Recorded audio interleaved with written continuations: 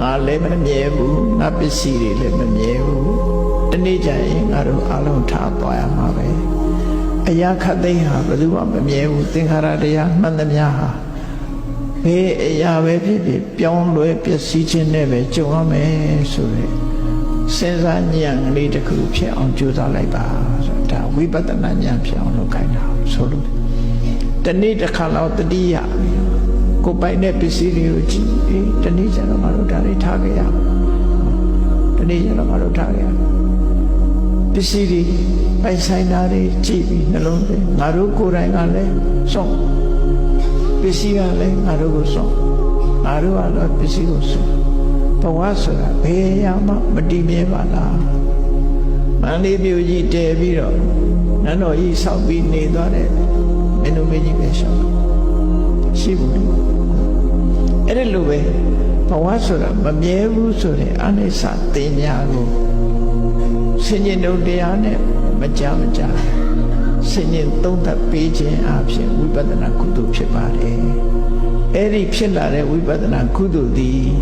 ကုသိုလ်တွေမှာအကောင်းဆုံးလုပ်လို့ရတဲ့ကုသိုလ်တွေမှာအကောင်းဆုံးပဲဒါဖြင့်သောရကတဲ့မယ်ဆိုရင်လူတွေအဲ့ဒါတွေတွေးရင်စိတ်ညစ်တယ်နော်အကုန်လုံးထားခဲ့ရမှာဒါတွေတွေးစိတ်ညစ်တယ်လို့ထင်ကောင်းတယ်လေမဟုတ်ဘူးအသိဉာဏ်နဲ့ဆင်ញင်သုံးသပ်ကြည့်တာအမှန်ကန်ကိုဆင်ញင်သုံးသပ်ကြည့်ရမယ်ကြည့်လိုက်ရင်ဘယ်လိုအကျိုးရတော့ဆို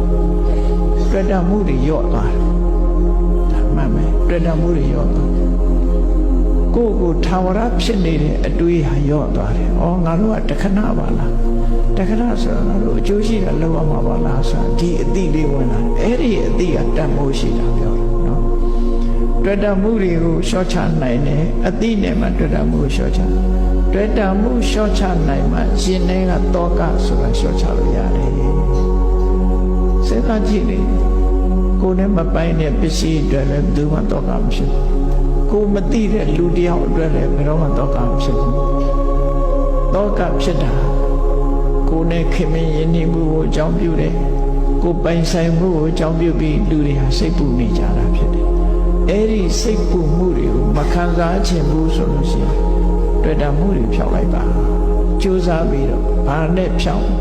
မမြဲဘူးဆိုတဲ့သဘာဝတရားကိုဆင်ញင်သုံးသပ်ပြီးတော့ရှော့ချပြီးဖြောက်ပါဒီနည်းဒီဆေးရလွယ်လို့တခြားနည်းမရှိဘူးမြတ်စွာဘုရားဟောတာနော်အေးဒါကြောင့်မို့ဘဝ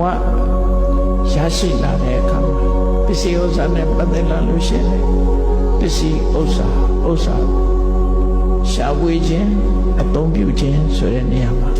ရှားပွေတဲ့အခါမှာလည်းတရားမြတ်တမ်းမှုနဲ့ရှားပွေရအသုံးပြုတဲ့အခါမှာလည်းပဲတန်ဖိုးရှိတဲ့အသုံးပြုလို့သုံးပြုပါမှာဖြစ်တယ်အဲ့ဒီကနေတဆင့်တက်ပြီးတော့အကောင်းဆုံးကုသိုလ်ဆိုတဲ့ဝိပဿနာကုသိုလ်တွေတို့တယ်လို့လုပ်အောင်ဖြစ်တယ်လို့ကိုယ်စီမှတ်သားနိုင်ထားကြပါတရားချစ်ခင်သူတော်စင်ပြိဿအပေါင်းတို့